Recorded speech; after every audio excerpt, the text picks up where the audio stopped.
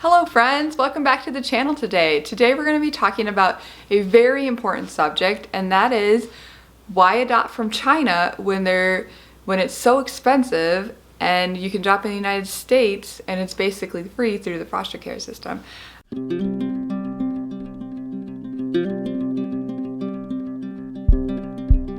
Hi guys, my name is Winter. I have adopted 4 children from the foster care system, and we are working on our 5th adoption to China. So obviously this question has been asked to me so many times, and honestly I don't think anyone's trying to be rude or trying to be like snarky about it, but it's kind of a weird question. So here we go. I'm gonna answer all that here for you guys right now in this video. First of all, here's the argument, and I understand it and it's true, and there is benefits to adopting through the foster care system, and there's benefits to adopting through international adoption. So we're just gonna go through some of those things. So first of all, foster care is great. I adopted 4 children through the foster care system. It's all about community. It's all about taking care of your own backyard, so to speak, your own community, where you live, your own state. Awesome stuff. It's taking a need in your neighborhood, so to speak, taking on the sins of your neighbors and kind of helping them and helping raise other people's kids in this way. So foster care is lovely, and the goal of foster care is reunification, so you can still create these beautiful families but also take care of these kids that potentially need to be adopted when they shouldn't be, so they can get back reunified with their family. So foster care is a wonderful, wonderful thing, and obviously I am completely for it. I have 4 kids that I adopted from the foster care system, and it's possible that we will adopt another child someday from the foster care system. We don't know right now. Right now we are working on what we're working on, and that is through China. Now China, on the other hand, is a different story, and for us it has a very personal background for us. When I was 20 years old, I think, I started hearing about these girls being abandoned by their families because they could only have 1 child over there, and so they preferred boys over girls, just as a stigma in their society. Not blaming China for any of these things, but this is just what I know as facts. Please correct me if I'm wrong. And so my heart dropped and sunk for these little girls that were being abandoned, and the idea of children being abandoned also because of special needs that they might have. So if they have a medical condition such as Down syndrome, cerebral palsy, some of these obvious ones when they're first born, they will likely be put up for adoption in these countries, or other special needs. Some of them minor, some of them not, minor limps, sometimes cleft palates. So the idea of children being abandoned in the United States, it would be horrific. You can't just abandon your children because of these things, but there it's a little bit different, and it's illegal, of course, to abandon your children there as well, so they have to do it in secret. So it's heartbreaking, to say the least. So as soon as I heard about that, I wanted to make a difference in that, and I knew before I even got married that I wanted to adopt from China. We spent time overseas working with children in Ukraine and Mozambique, with orphans. Honestly, there is absolutely no difference between the children in the United States and the children in these other countries. There's no pull in my heart as to how much of a need there is. I know there's a huge need in the United States, but I also know that there's a huge need in other countries as well, and they're equal in my mind. All children of the earth were created by God, and they're all equal. So that's my biggest thing about it. There's 153 million orphans in the world, and we need to take responsibility for them, as Christians, as human beings, as children of God. So many different reasons why we need to do it. It's super important, and if you're called to it, you got to do it, and so that's most of the reason why we chose China, is because of the background history there. Now they can have 2 children, so little boys with special needs have been abandoned more, and they can have girls. And some good things are happening in China as well. They're starting to accept adoption in state and in country, and so they adopt children themselves. So that's really cool. I'm really excited about that. it's awesome. So that being said, the question for me isn't like whether or not I want to adopt a foster child or a Chinese child, like an American child, Chinese child, Thai child. It's like, it doesn't matter. It's just whether or not I can do it. You know, we actually have never qualified for a Chinese adoption until this year. A number of reasons why is my age restriction and our financial situation. We did not qualify financially or in our age limits. So there's actually a very short window and a very few amount of people from the United States that qualify, or from anywhere in the world, to be honest with you, that qualify for adopting from China. And it is a lot more work and it is a lot more money. So if I can be that person to provide for that child in this way, I'm gonna do it, like, because that's what God is calling me to do.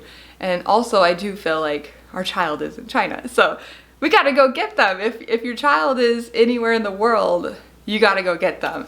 That's all. It doesn't matter how much money it costs, you have to go and get that child, so to speak. Yes, it's more expensive, but it's still worth it. If each of our children that we adopted from the foster care, if we had to pay $30,000, $40,000 to get them, would we do it? Absolutely. If they needed something done that cost that much money, would I do it? Absolutely, because they're my children and I love them and I care for them all equally.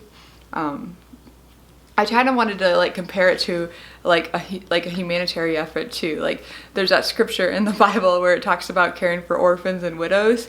And right now I care for mostly orphans in the world and I don't care for widows. But you can't really say it's wrong to care for orphans because you're not caring for widows. And so I kind of want to compare it to that whole subject of international domestic foster care adoptions.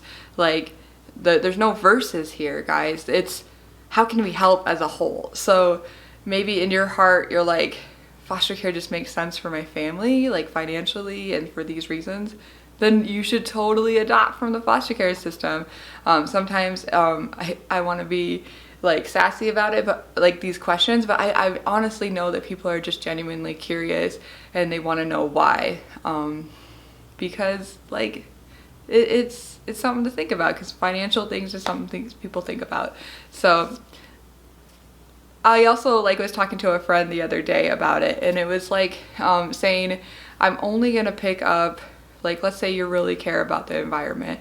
I'm only going to care about the environment in my state because that's where I live.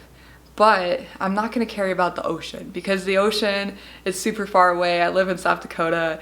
It's like 2,500 miles any direction to the ocean. You know, like I can't get there. Maybe 3,000. It's really far away. So who cares about the ocean? Because I don't even see the ocean. The ocean doesn't exist to me because I don't see it. But that's kind of ridiculous because the ocean still exists. And if someone cares about the ocean, let them clean up the ocean that lives in South Dakota. Or someone cares about the environment in South Dakota and making sure that it's well taken care of and the dishes are clean and the animals are preserved and all that stuff. Like, let them care about that. So that's kind of my opinion about all that. That was my silly analogy that I was making about the whole subject. Honestly, I get asked this question probably 15 times a week right now. So I think it's going to slow down because I don't know if I know that many people, but I haven't asked so often. So I wanted to clear up the air a little bit. Yes, we're adopting from China. Yes, I know it costs a lot more than the foster care system. Yes, I know it would be easier to adopt from foster care. I know these things. But when God calls you to adopt and your child's in China, you just go to China and get that child. And when you are able, like honestly, if you are able to adopt from China or from anywhere in the world, you should totally do it. We are such a blessed nation. We just don't want to let that opportunity slide by. The conversation me and Chad were having right before we decided to jump on board with this adoption was, do we want to buy a new house, or do we want to buy adopt from China, or what do we want to do? Like basically, if we had all the money to do the things that we want to do, what would we do? And we just kind of both knew we wanted to adopt, and that's what we did. So so that's kind of like a good question to ask yourself sometimes, is like, if I had all the money in the world, would I still do this thing that I'm doing? If it was free, would I still do it? If it cost a ton of money, would I still do it? if you know what I mean. Like, these are some good questions to ask ourselves to keep ourselves in balance. Some other reasons, quick here at the end, is like why I think people want to adopt internationally. Not me personally, but this is like what people would think, is when you adopt from China, it's a completely closed adoption. I personally don't like that aspect of it. It's kind of like hard for me because I really want my child to be connected to their culture and to family. But for some people that's really valuable. So you don't have to do like what you do in the foster care system and work on reunification, work with the bio family. Whereas international adoptions, it's completely closed and it severs all ties from biological family. So you don't have to like worry about awkward situations or feeling weird about stuff. Like, but that's not why I did it, but that is definitely a reason why people would adopt from China versus the foster care system. Another reason why I feel like people would adopt from China versus the foster care system is there is this chance of reunification in the foster care system where there isn't in adopting from China. So there is a chance that you will be caring for a child and the child would be moved to a relative placement or back to their biological family. And that's really hard for people to process, and it's not like, it's just different. Like, you just need to be mentally different for that. I know that it's possible to come into foster care and just be a strictly foster to adopt parent, but they don't recommend that. They recommend reunification to be your heart. And people do better when they cheer for the families and they want families to be whole. Honestly, adoption is such a tricky subject, guys. Like, it starts with brokenness, like a really horrific situation, and then it can be something beautiful later on.